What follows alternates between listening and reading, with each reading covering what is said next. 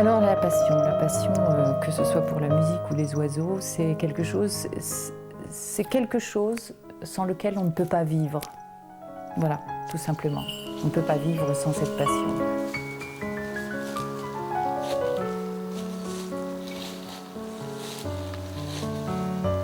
Le piano, c'est venu très tôt, puisque j'ai commencé le piano à 5 ans.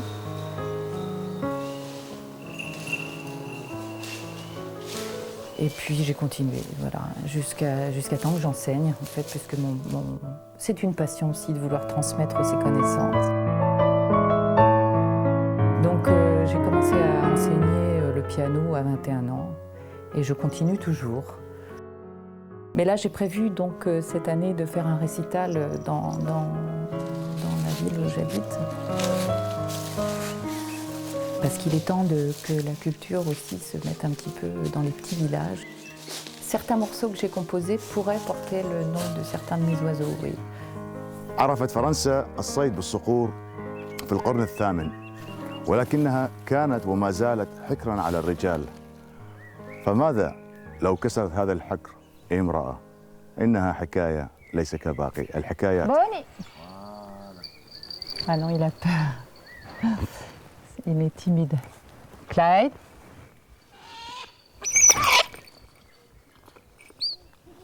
La fauconnerie en France a connu son essor au Moyen-Âge. Bien évidemment, c'était les hommes surtout qui pratiquaient la fauconnerie. Les femmes, de temps en temps, avaient le droit d'avoir un petit faucon cresserelle sur leur poing et s'amusaient à chasser, entre guillemets, bien évidemment, parce qu'on ne chasse pas grand-chose avec un petit faucon cresserelle, mais c'est sûr que l'essor de la fauconnerie pour les hommes était au Moyen-Âge.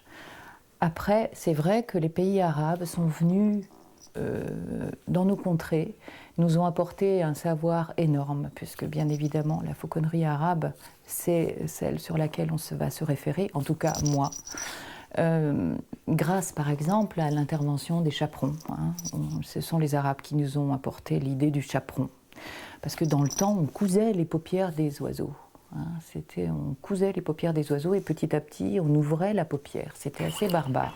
Voilà les techniques que nous avions, nous, dans nos contrées. Donc alors, Alice. Je la pèse et après, tu feras la même chose avec un autre oiseau.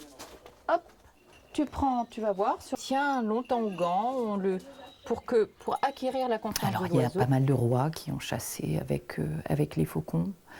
Il y a une femme il y a un très beau livre qui s'appelle Le roi Modus et la reine Ratio. On parle de la reine Ratio, qui était une femme qui chassait aux faucons et qui disait surtout, qui donnait l'ordre de bien respecter les oiseaux.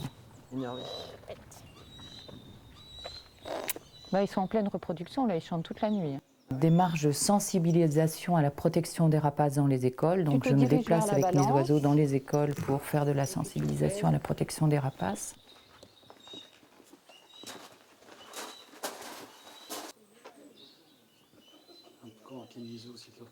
Les rois ne pouvaient pas vivre sans rapaces. Et d'ailleurs, dans certains textes, on pourrait même penser que grâce à la fauconnerie, on a évité des guerres, c'est-à-dire qu'il y a eu des ententes. N'hésite pas à l'appeler surtout, hein, Alice, d'accord, Julie. Il y a très peu de fauconniers en France. Par rapport, je prends par exemple l'exemple de l'Allemagne, où ils doivent être à peu près 3000. Bon, on ne parle pas des pays arabes où là c'est incomparable. En France, on est à peu près 250 fauconniers, ce qui est très peu. Donc il est temps de faire connaître cette activité, ce sport, cet art, cette chasse qui est magnifique. Encore un petit peu. Voilà. Ce qu'il faut faire absolument, c'est créer un endroit où, là, il y a des gens qui vont vous apprendre, c'est ce que je fais avec tous mes stagiaires, comment on taille un bec d'un oiseau, comment on met les jets sur les pattes des oiseaux, comment on surveille le bon état de santé d'un oiseau, comment on nettoie la volière, comment on construit une volière. et comment on peut en effet avoir un oiseau sous sa charge, sous sa responsabilité.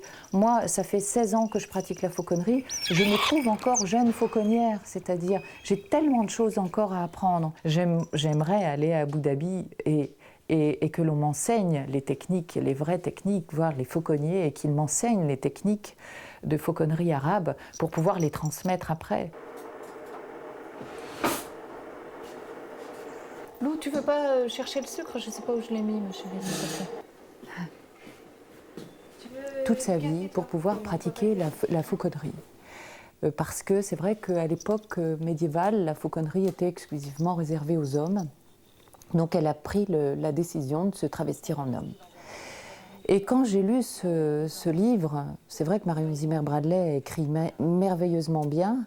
Ce qui me fascinait, c'était ce rapport particulier, qu'elle appelle le larran d'ailleurs, ce rapport particulier qu'il y a entre l'oiseau et le fauconnier.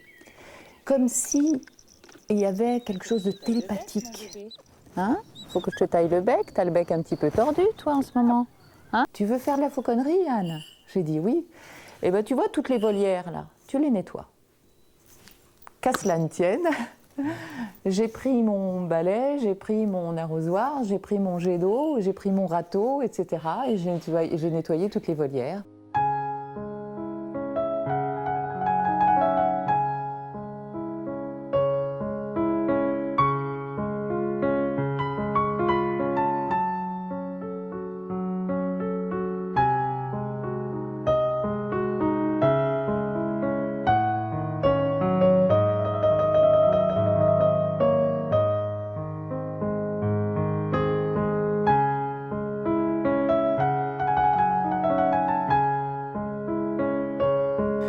Les femmes qui pratiquaient la fauconnerie étaient très rares, sinon absentes, complètement absentes.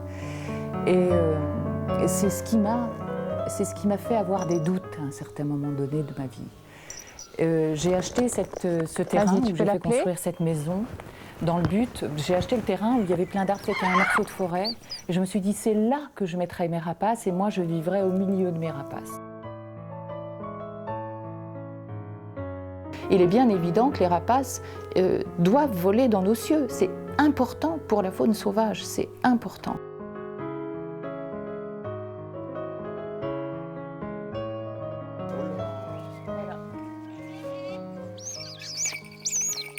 ليس كل من وقف على يديه الصقر أصبح صقارا.